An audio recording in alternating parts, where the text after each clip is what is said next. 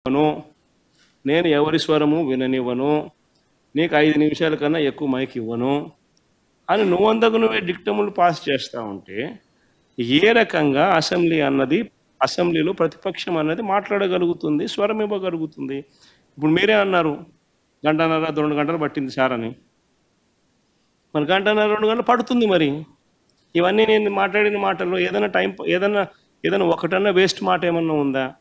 బడ్జెట్కి సంబంధించిన డాక్యుమెంట్సే చూపించినాను, బడ్జెట్కి సంబంధించిన అంశాలే ప్రస్తావించినాను. మరి టైం పడుతుంది. మరి ఇంక పట్టకుండా ఎట్లుంటుంది చెప్పు? మరి వినాలా? అవతలోనికి మైక్ ఇస్తేనే కదా నువ్వు అవతలోడు చెప్పగలుగుతాడు. సార్ మీకు ప్రతిపక్ష హోదా అంశానికి సంబంధించి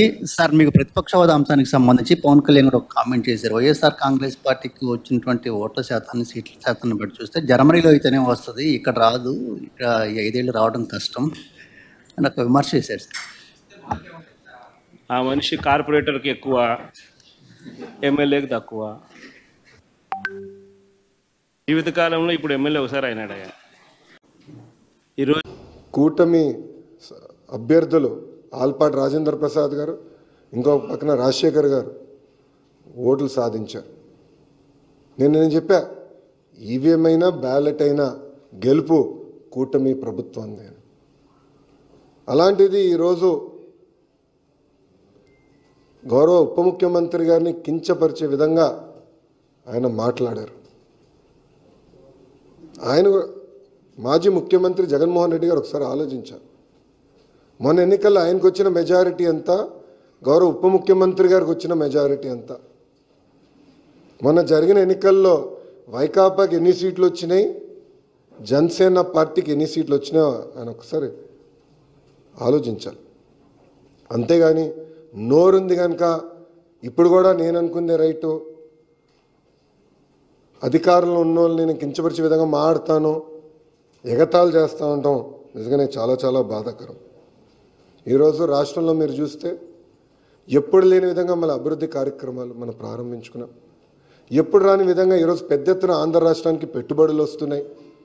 మీరు చూసారు, ఒక టీసీఎస్ కానీ, ఆర్సిలర్ మిత్తల్ కానివ్వండి, ఎన్టీపీసీ గ్రీన్ కానివ్వండి, రిలయన్స్ సిబీజీ ప్రాజెక్టులు కానివ్వండి, ఇట్లా అనేక పెట్టుబడులు ఎప్పుడు రాని విధంగా మన రాష్ట్రానికి వస్తున్నాయి. గత ప్రభుత్వం కనీసం గుంటలు కూడా పూడ్చలేదు, ఆ గుంటలు పూడ్చే కార్యక్రమం కూడా మేము తీసుకుంటున్నాం. అంతేకాకుండా ఎప్పుడు జరిగిన విధంగా సంక్షేమం కూడా మేము చేస్తున్నాం. ప్రజలందరూ ఒక విషయం గమనించాలి. 2014లో పెన్షన్ 200 రూపాయలు, చాలని పెన్షన్ని 2000 రూపాయలు మేము చేసాం. 5 సంవత్సరాలు 2000 చేసాం. గత ప్రభుత్వం 1000 రూపాయలు పెంచేదానికి 5 సంవత్సరాలు తీసుకుంటే మొదటి నెలలో మేము అదే పెన్షన్ ఇంకో 1000 రూపాయలు మేము పెంచాం. వికలాంగులకి 6000 రూపాయలు ఇస్తున్నాం. బెడ్కి పరిమితమైన వాళ్ళకి నెలకి 15,000 రూపాయలు ఈరోజు కూటమి ప్రభుత్వం అందజేస్తుంది. ఇంకో పక్కన అన్న క్యాంటీన్,